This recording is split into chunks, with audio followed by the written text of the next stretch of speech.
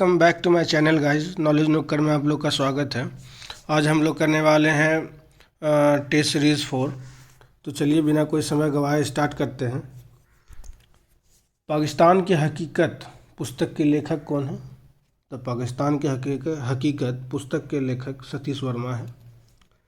फिर यहाँ पे सुमेलित करने के लिए कहा गया है कि 26 जनवरी गणतंत्र दिवस बिल्कुल सही है, 30 जनवरी शहीद दिवस बिल्कुल सही है, 1 फरवरी तटरक्षक दिवस ये भी सही है, 4 फरवरी विश्व कैंसर दिवस ये भी सही है। तो 2 नंबर का आंसर हमारा हो जाएगा ऑप्शन नंबर ए।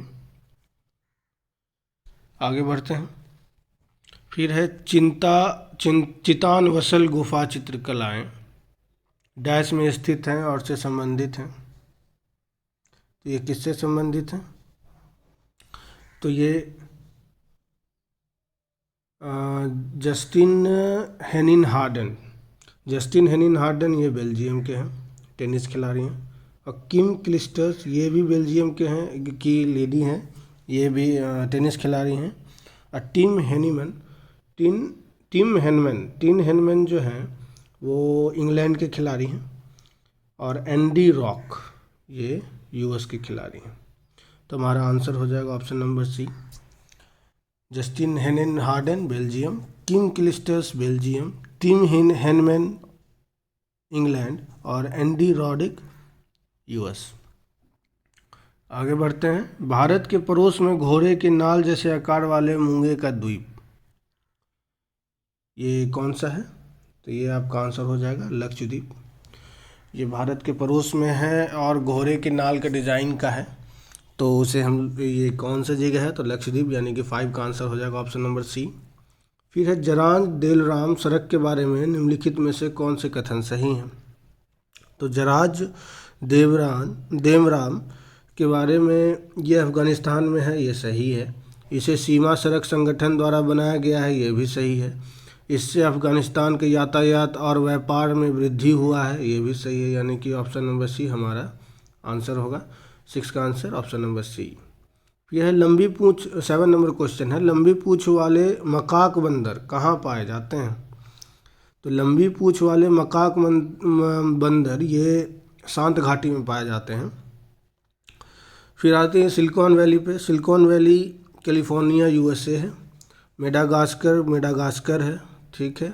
अंटार्कटिका ये सदर्न कॉन्टिनेंट है। लेकिन हमारा आंसर यहाँ पे क्या होगा? ऑप्शन नंबर बी शांत घाटी। मकाक बंदर शांत घाटी में पाए जाते हैं। आगे बढ़ते हैं।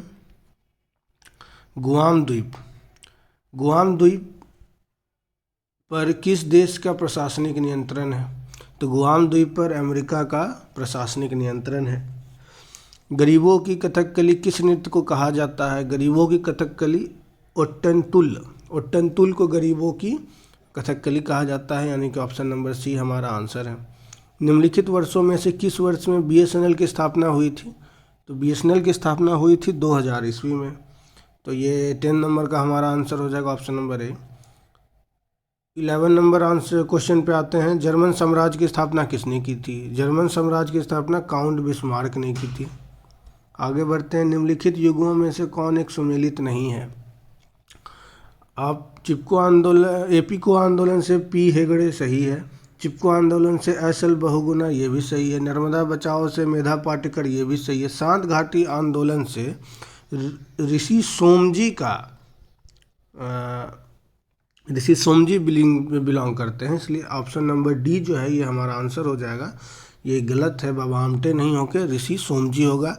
ये 1700 ईस्वी में ये आंदोलन किए थे। ये था वन के कटाव को के खिलाफ ये आंदोलन था, शांत घाटी आंदोलन, जो कि ऋषि सोमजी के द्वारा हुआ था। तो देखिएगा 12th का आंसर ऑप्शन नंबर डी हो जाएगा। आगे बढ़ते हैं। निम्नलिखित देशों में से कौन एक एशियान का सदस्य नहीं है? निम्नलिखित देशों में से एशियान का सदस्य कौन नहीं है? तो भारत जो है वो एशियान का सदस्य नहीं है। म्यांमार, लाओस और मलेशिया तीनों आसियान के सदस्य हैं। भारत भारती के लेखक कौन हैं? तो भारत भारती के लेखक मैथिली शरण गुप्त हैं। ऑप्शन नंबर ए हमारा हो जाएगा 14th का। फिर है 15th का। धर्म की उन्नति के क्षेत्र में सराहनीय प्रयास हेतु कौन सा पुरस्कार प्रदान किया जाता है? तो धर्म की उन्नति के क्षेत्र में टेम्पल्टन पुरस्कार दिया जाता है। टेम्पल्टन पुरस्कार किस लिए दिया जाता है? धर्म की उन्नति के लिए। कलिंग आप जानते हैं साइंस के लिए दिया जाता है। आगे बढ़ते हैं। गोवा में स्थित मशहूर चर्च का नाम, जहाँ सेंट फ्रांसिस जेवियर का पार्थिव शरीर रखा गया है, वह यह यूनेस्को की विश्व धरोहर की सूची में भी है। ये किसकी पार्थिव शरीर रखा गया है? तो ये बॉम जीसस का बसीलिका। ऑप्शन नंबर ए 16 का आंसर है। इन्हीं की पार्थिव शरीर सेंट फ्रांसिस जेवियर गोवा में रखी गई है। फिर 17 नंबर पे आते हैं। कन्फ्यूशियस कौन था? तो कन्फ्यूशियस एक चीनी दार्शनिक था। गोल्डन रॉक पैगोडा किस देश में है? तो गोल्डन रॉक पैगोडा म्यांमार में है। ऑप्शन नंबर बी 18 का आंसर बी हो जाएगा। टेनिस में हार्ड कोर्ट वह कोर्ट होता है जिसकी सतह कंक्रीट की बनी होती है। ऑप्शन नंबर ए 19 का आंसर ऑप्शन नंबर ए हो जाएगा।